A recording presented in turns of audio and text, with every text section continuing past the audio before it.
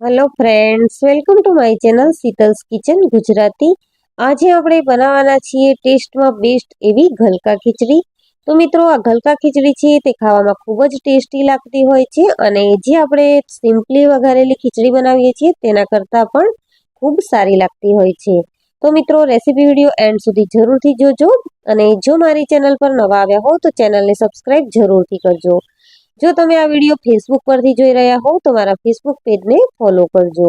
તો આજે આપણે બનાવીશું એકદમ હેલ્ધી અને ટેસ્ટી એવી ચોમાસાની સિઝનમાં ખાવાની મજા આવે તેવી ગલકા ખીચડી. પર્સનલી આ ખીચડી છે તે મારી ખૂબ જ ફેવરેટ છે. તો શરૂ કરીશું. ગલકા ખીચડી બનાવવા માટે અહીંયા મેં એક ગલકાને આ રીતે છાલ ઉતારીને કટ કરી લીધું છે. સાથે જ એક નાનું બટેટું કટ કરી લીધું છે. એક મીડિયમ સાઇઝની ડુંગળી અને એક મીડિયમ સાઇઝના ટમેટાના આ રીતે ઝીણા ટુકડા કરી લીધા છે. સાથે જ લીલું મરચું, મીઠું લીમડો, લસણ, વઘારના મરચાં, તમાલપત્ર, તજ, લવિંગ, આદુનું છીણ અને સાથે જ સિંગદાણા લઈ લીધા છે. હવે ખીચડી બનાવવા માટે અહીંયા મેં મગની દાળ અને ચોખાને મિક્સ કરી અને 1 કપ જેટલું લીધું છે. તો અહીંયા તમે 3 ભાગના ચોખા અને 1 ભાગની દાળ લઈ અને ખીચડીનું મિક્સચર રેડી કરી શકો છો.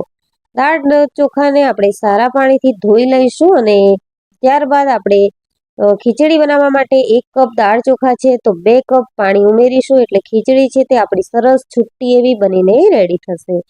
10 મિનિટ માટે આ રીતે દાળ ચોખાને આપણે પલાળવા દઈશું અને ત્યારબાદ ખીચડી વઘારવા માટે આપણે કુકરમાં 1 મોટી ચમચી જેટલું ઘી ગરમ થવા મૂકીશું. ઘી ગરમ થઈ જાય એટલે આપણે તેમાં વઘાર માટે અડધી ચમચી રાઈ, અડધી ચમચી જેટલી આપણે મેથી દાણા ઉમેરીશું અને અડધી ચમચી જેટલું જીરું ઉમેરીશું.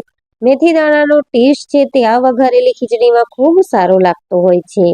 2 વઘારના સૂકા મરચાં ઉમેરીશું, 1 તજનો ટુકડો, 2 થી 3 લવિંગ, 1 તમાલપત્ર અને સાથે જ 2 મોટી ચમચી જેટલા આપણે સિંગદાણા ઉમેરવાના છે.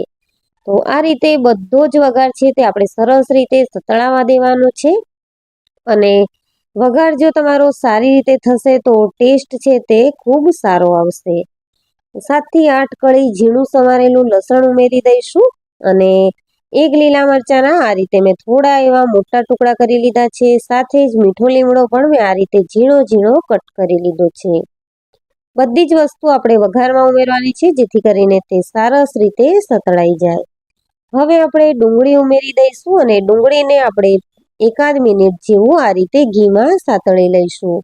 અહીંયા તમે જોઈ શકો છો કે કોઈ પણ વસ્તુ આપણી સતળાયા વગર બાકી ન રહે એ રીતે આપણે વઘારમાં દરેક વસ્તુને 1 બાય 1 એડ કરવાની છે.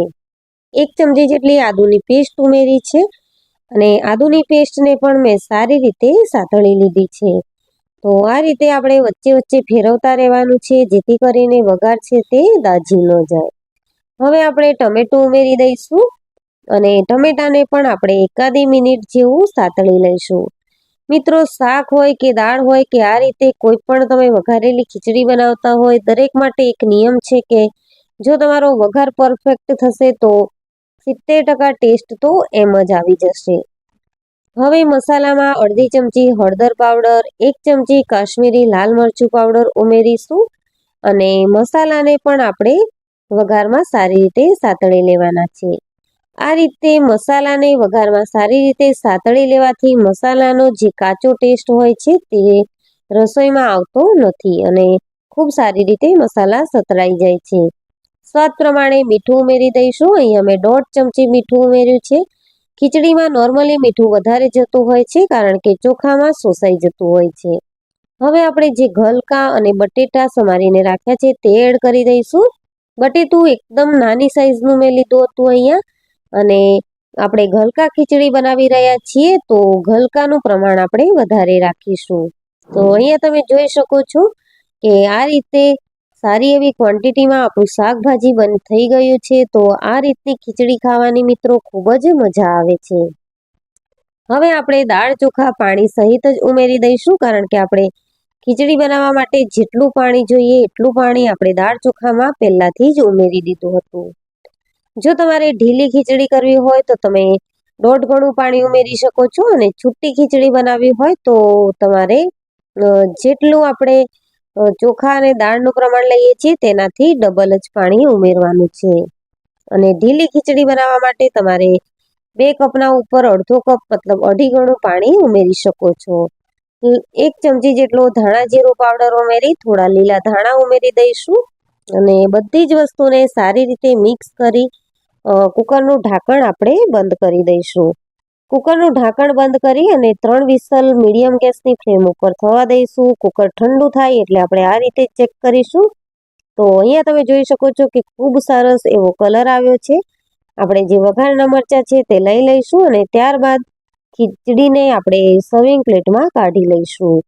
તો મિત્રો, આ ગલકા ખીચડી છે તે ખાવામાં ખૂબ જ ટેસ્ટી લાગતી હોય છે અને આ ખીચડીને તમે ઘી અથવા તો દહીં અથવા છાશ સાથે સર્વ કરી શકો છો.